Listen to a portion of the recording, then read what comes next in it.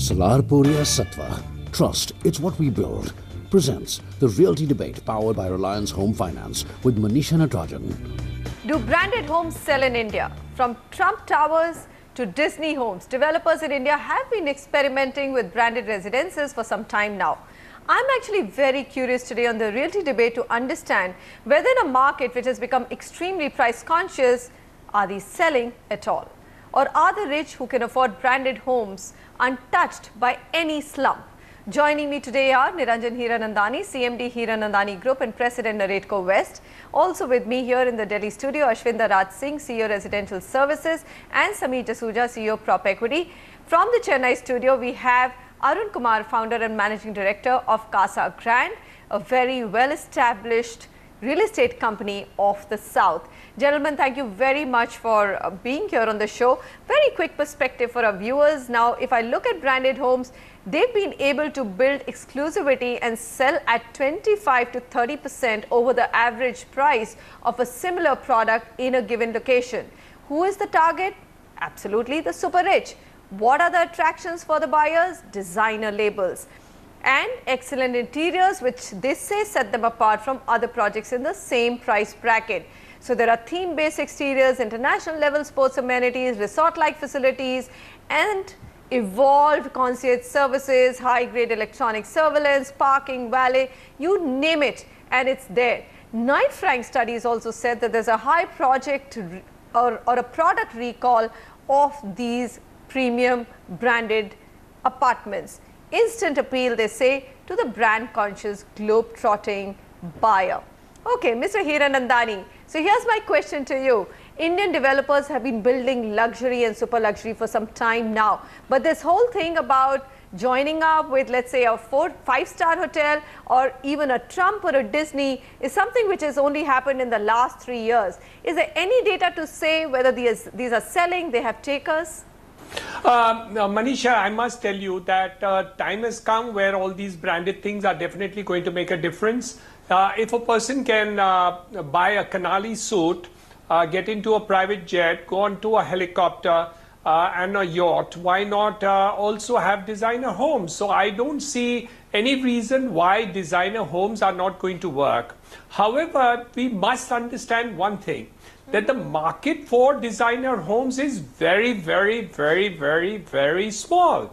So it's not that the designer homes are not going to work. They will work, and definitely there's a niche market. The rich and affluent are there who want these type of goods, and I do see a lot of people willing to spend a large amount of money to get the best, to get the kind of goods, to have the ego satisfaction of looking at a designer label.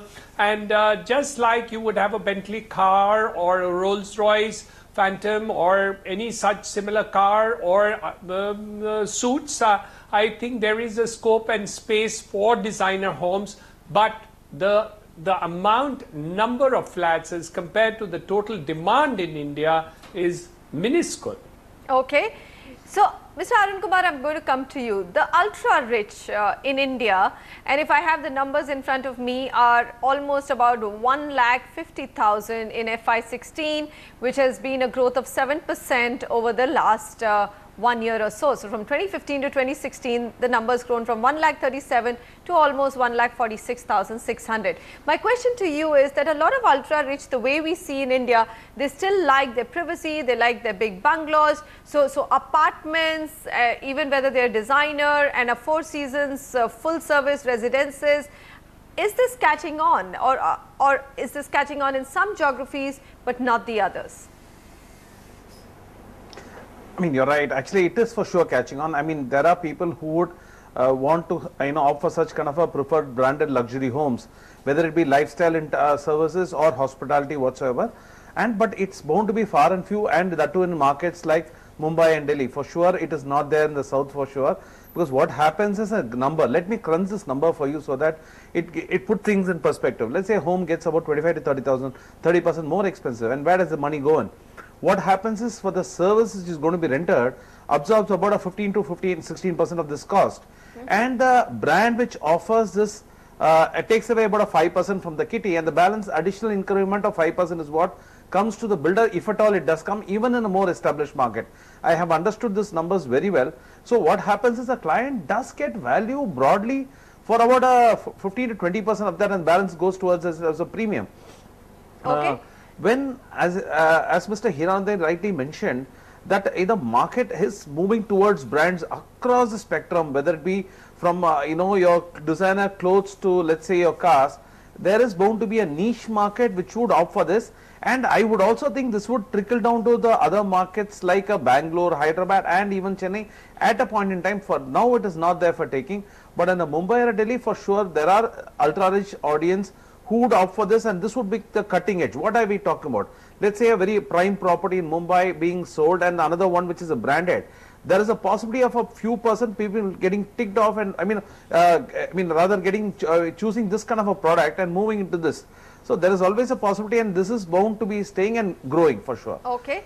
All right, Samir, come in here. You've been a big proponent of super luxury, saying that it is an end user market. In fact, I read this entire report where you said luxury, in fact, could be an investor driven market, but super luxury that we're talking about is really an end user market and therefore recession proof.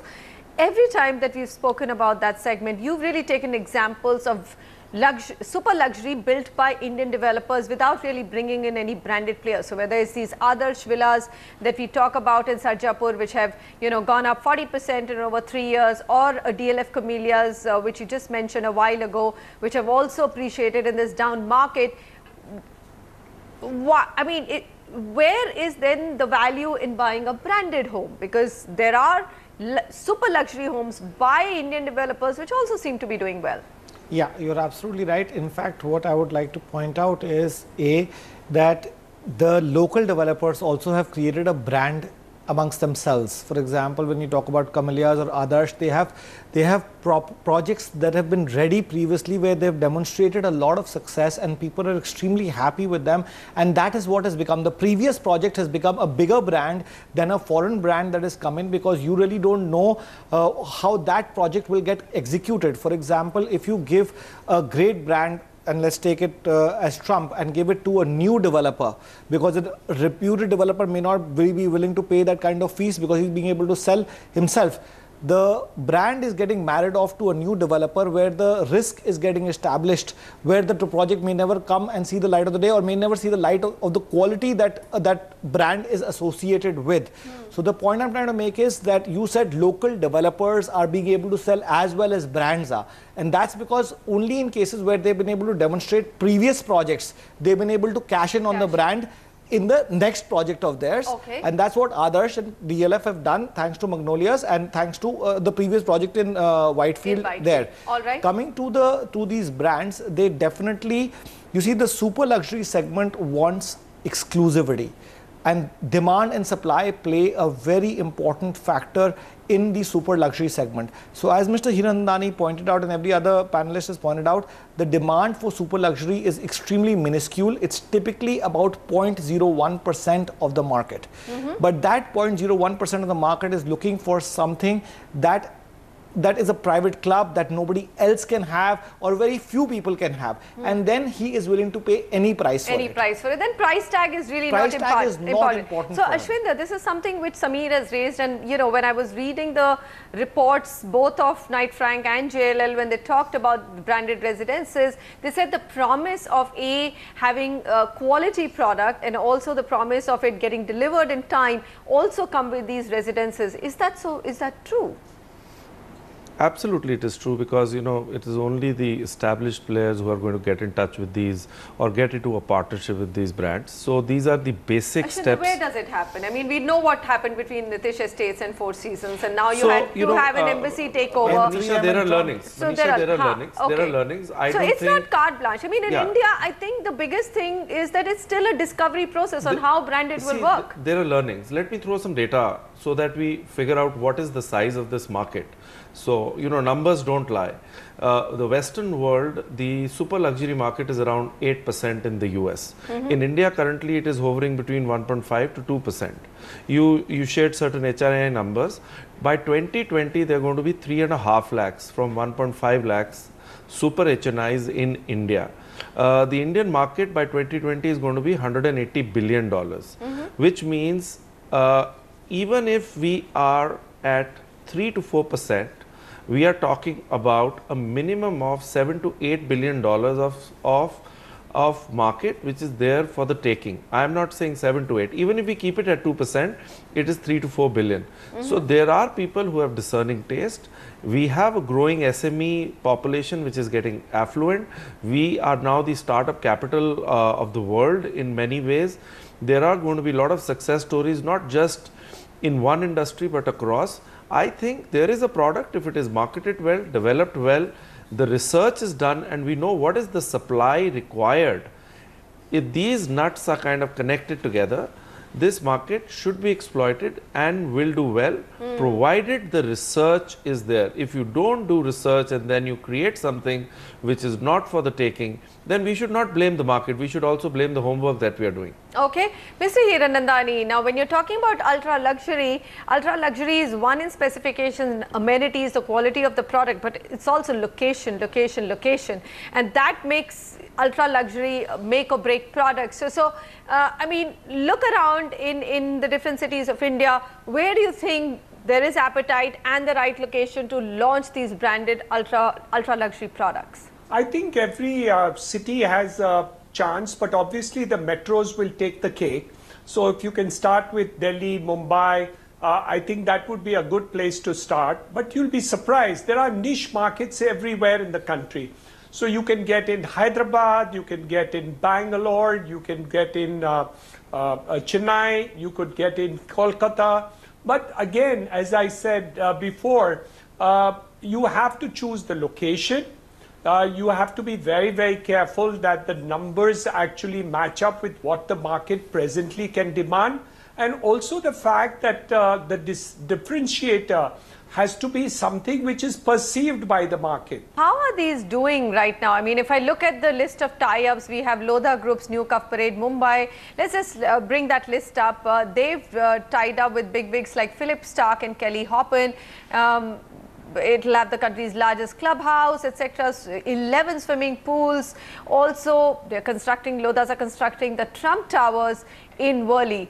You have Panchsheel also constructing a Trump Tower in Pune. Then you have some of the big developers looking at a tie-up with Disney. So you have a Suntech in Mumbai, which is tied up with Disney. You also have Prestige, which is tied up with Disney. Then you have the 5-star hotel tie-ups. So Oberoi Realty has tied up with 360 West in collaboration, or launching 360 West in collaboration with Ritz-Carlton.